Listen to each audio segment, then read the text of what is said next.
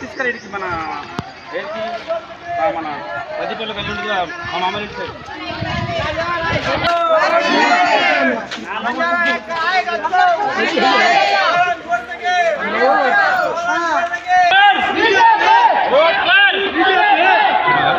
ఇది కూడా రావాలి.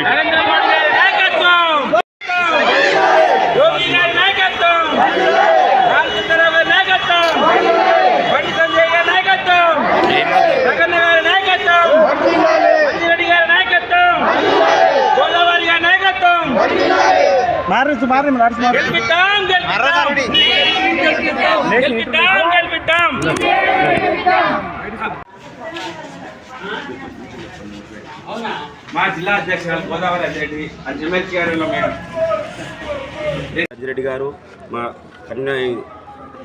కాన్ఫరెన్స్ ఇన్ఛార్జు దేశపాండే గారు, తర్వాత ముఖ్య నాయకులు శ్రీపతిరావు గారు, తర్వాత 7వ వార్డు అభ్యర్థి శ్రీధర్ గారు, టౌన్ ప్రెసిడెంట్ విజయ్ గారు, తర్వాత మా కార్యకర్తలు అంటే 6వ వార్డు 28వ వార్డు 28వ వార్డు 8వ వార్డు ఓటర్స్ వీళ్ళందరూ కూడా 28, 6, 7వ వార్డు అది 7వ వార్డు ఓటర్స్ వీళ్ళందరూ కూడా ఓటర్స్ అంటే ఓట్లు వేయడానికి అది అర్హత ఉన్న వాళ్ళందరూ వచ్చి ప్రచారం చేస్తారంటే ప్రజలు అర్థం చేసుకోవాలి. మిగతా వాళ్ళు కూడా ఎందుకంటే ఓటర్లే రోడ్డు మీదకి వచ్చి ప్రచారం చేస్తారంటే బీజేపీ గెలుపు ఖాయమైంది అయిపోయింది.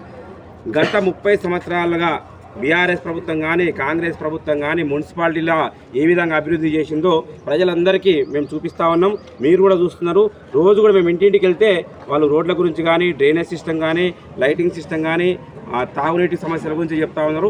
ఆ సమస్యలన్నిటి కూడా మేము నోట్ చేసుకుంటున్నాం. వాటిని అభివృద్ధి చేస్తామని చెప్పగానే అవతల పార్టీ వాళ్ళు ప్రొసీడింగ్స్ తీసుకొని వస్తున్నారు. ఇప్పుడు అంటే 20 సంవత్సరాల నుంచి ప్రొసీడింగ్స్ కనబడని ఇప్పుడు ప్రొసీడింగ్స్ ఎక్కడి నుంచి వస్తున్నాయి అంటే అభివృద్ధి కోసం మేము కాలు పెట్టినామనగానే భయం స్టార్ట్ అయిపోయింది. వాళ్ళకు అవతల పార్టీలందరికీ భయం స్టార్ట్ అయిపోయింది.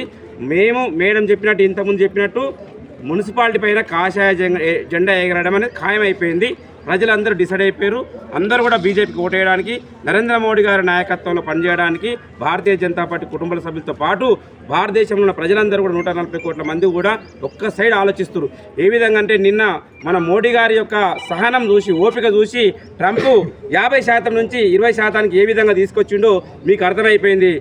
ఇప్పటికైనా అర్థం కాలే భారతదేశంలో బీజేపీ చేయగలుగుతుంది. ఏదైనా బీజేపీ ఉంటేనే మనం రక్షణ ఉంటుందని తెలుసు. కాబట్టి మీకు ఇంకొక విషయం చెప్తా. సంగారెడ్డి ప్రజలకు ఇంకా ముఖ్య విషయం ఏంటంటే మేము డబుల్ ఇంజన్ సర్కార్ రాబోతుంది. డబుల్ ఇంజన్ ఎట్లా వస్తుంది? స్టేట్ గవర్నమెంట్లో కాంగ్రెస్ గవర్నమెంట్ ఉంది అనుకుంటారు కదా. సెంట్రల్ గవర్నమెంట్ ఫండ్స్ డైరెక్ట్ మున్సిపాలిటీలకు వస్తాయి. మున్సిపాలిటీల నుంచి డెవలప్ చేయడం అనేది సెంట్రల్ గవర్నమెంట్ PFMS అనే ఫండ్స్ డైరెక్ట్ ఒక పర్సన్కి 296 రూపాయలు చొప్పున ఎన్ని ఓటర్లు ఉంటే అంతమంది జనాభా ఉంటే ఆ జనాభా కింద డైరెక్ట్ డిపాజిట్ చేస్తారు మున్సిపాలిటీలో.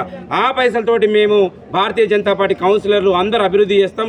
మీరు కట్టే ట్యాక్సులు, మీరు కట్టే నీటి బిల్లులు, అన్ని బిల్లులు కూడా అవినీతి లేకుండా భారతీయ జనతా పార్టీ 100% మీకు హామీ ఇస్తుంది. సంగారెడ్డి మున్సిపాలిటీలో డెవలప్ చేస్తామని దానికి మా ఎమ్మెల్సీ అంజిరెడ్డి గారు, మా ఎంపీ రఘునందన్ గారు సహకారంతో సంగారెడ్డిని A1 గ్రేడ్ మున్సిపాలిటీని నెంబర్ 1 మున్సిపాలిటీగా తీర్చిదిద్దడానికి మా పెద్ద నాయకులతో మేము అందరం కలిసి చేస్తామని హామీ ఇస్తూ మా యొక్క ఇప్పుడు ఇక్కడికి ఇచ్చేసినటువంటి నాకు సపోర్ట్ చేయడానికి ఇచ్చేసినటువంటి జిల్లా అధ్యక్షురాలు మన టౌన్ ప్రెసిడెంట్ విజయ్ గారికి, అదేవిధంగా కాన్ఫరెన్స్ ఇన్ఛార్జు దేశపాండే గారికి ప్రత్యేక ధన్యవాదాలు తెలియజేస్తున్నాం.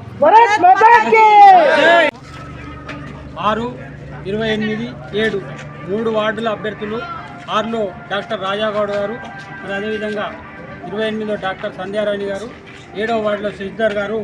మరి ముగ్గురు ప్రచారం 3 వార్డుల వాళ్ళు అందరూ కూడా కలిపి ఒక దగ్గర తిరగడం, మరి అన్ని వార్డులను కవర్ చేసుకుంటా అందరినీ ఓటర్లను కలుస్తూ ఉన్నారు. దీనికి ఈరోజు ముఖ్య అతిథిగా జిల్లా అధ్యక్షురాలు గోదావరి అంజిరెడ్డి గారు ఇచ్చేయడం జరిగింది. మరి భారతీయ జనతా పార్టీ సంగారెడ్డిలో ఈసారి భారతీయ జనతా పార్టీ జెండా చైర్మన్ కైవసం చేసుకోబోతున్నాం. మేము భారతీయ జనతా పార్టీ చైర్మన్ సీటే భారతీయ జనతా కాషాయ జెండా ఎగరబోతున్నాం ఖచ్చితంగా. గతంలోకి ఇప్పటికీ మీరు చూసినట్టుంటే ఈసారి 6వ వార్డులో మా విజయ్ ఉంది, అదే విధంగా ఉంటుంది. 28వ వార్డులో 7వ వార్డులో 3 వార్డులలో కూడా ఖచ్చితంగా మరి మా యొక్క మాజీ కౌన్సిలర్ శ్రీపతిరావు అన్న ఆధ్వర్యంలో గెలుస్తున్నాం ఈ 3 వార్డులలో అని చెప్తున్నాం. ఖచ్చితంగా పార్టీ నరేంద్ర మోడీ గారి నాయకత్వాన్ని బలపరచండి. రాబోయే రోజుల్లో ఈ దేశం కోసం ధర్మం కోసం ఏదైనా పార్టీ నిలబడుతుంది అంటే అది ఒక భారతీయ జనతా పార్టీ అని చెప్పి తెలుపుతూ ఈ ముగ్గురు అభ్యర్థులను గెలిపించాలని కోరుకుంటున్నాం. భారత్ మాతాకి సంగారెడ్డి మున్సిపాలిటీలో ప్రచారం చేస్తున్నటువంటి సందర్భంలో అన్ని వార్డులు కూడా కంప్లీట్ చేసుకుంటూ మరి ఇప్పుడు 6వ వార్డు డాక్టర్ రాజగౌడ్ గారు, 28వ వార్డు డాక్టర్ సంధ్యారాణి గారు, అదేవిధంగా 7వ వార్డు శశిధర్ గారు, ఈ ముగ్గురు అభ్యర్థుల పర్యటనలో మరి ఈరోజు ఇంటింటి ప్రచారం గడప గడపకు బీజేపీ అనే కార్యక్రమంలో ప్రచారం చేస్తున్నటువంటి సందర్భం. ముఖ్యంగా ఈరోజు బీజేపీ కార్యకర్తలు, బీజేపీ నాయకులు అంటే కట్టడిగా ఉండేవాళ్ళు, కట్టుబడి ఉండేవాళ్ళు. దానికి నిదర్శనం ఈరోజు మా టౌన్ ప్రెసిడెంట్ విజయ్ గారు. ఎందుకంటే పొద్దున్న నుంచి ఎన్ని వార్డులు తిరుగుతున్నా స్కూటీ తీసుకొని మమ్మల్ని వార్డు తిప్పుకుంటూ ఇక్కడికి రావడం జరిగింది. కాబట్టి ఈరోజు సంగారెడ్డి మున్సిపాలిటీలో మరి గడప గడపకు బీజేపీ కార్యక్రమంలో నేను ప్రచారం చేస్తున్నటువంటి సందర్భం చూస్తుంటే చాలా సంతోషంగా ఉంది.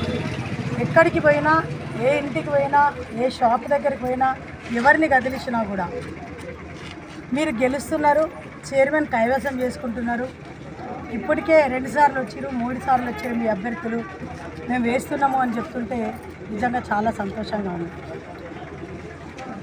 మరి ఎందుకు ఈ పరిస్థితి అంటే ఇప్పుడు సంగారెడ్డి మున్సిపాలిటీలో ఉన్నటువంటి ప్రజలందరూ కూడా గత బీఆర్ఎస్ ప్రభుత్వాన్ని చూసిరు, ఇప్పటి కాంగ్రెస్ ప్రభుత్వాన్ని చూసిరు. అప్పుడు బీఆర్ఎస్ ప్రభుత్వం వచ్చి ఒరగబెట్టింది ఏమీ లేదు, ఇక్కడ వారికి మేలు చేసింది ఏమీ లేదు.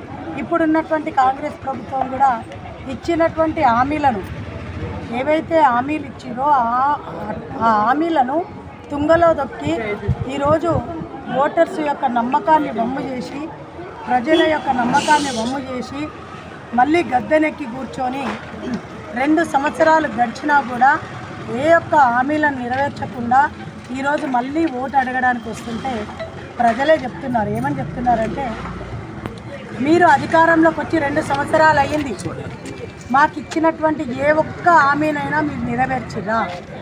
మహిళలకి తులం బంగారం ఇస్తా అన్నారు, మీరు ఎక్కడిచ్చిరో చెప్పాల్సినటువంటి అవసరం ఉంది. లేదు అనుకుంటే యువతకు ఉద్యోగం ఇస్తా అన్నారు, ఎవరికి ఉద్యోగాలు ఇచ్చిరో ఇచ్చిన తర్వాతనే ఓటు అడగాల్సినటువంటి అవసరం ఉంది. రైతులకు రైతు బంధు ఇస్తా అన్నారు, రైతు రుణమాఫీ చేస్తా అన్నారు, అది వేసిన తర్వాతనే ఓటు అడగాల్సినటువంటి అవసరం ఉంది.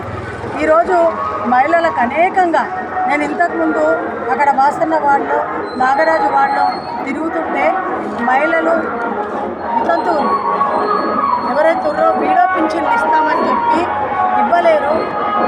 మరి ఇప్పుడు ఆ పింఛన్లు ఇవ్వకుండా సంవత్సరం అయింది, వాళ్ళ భర్తలు చనిపోయి 6 నెలలు అయినటువంటి వాళ్ళు, సంవత్సరం అయినటువంటి వాళ్ళు మేము అప్లికేషన్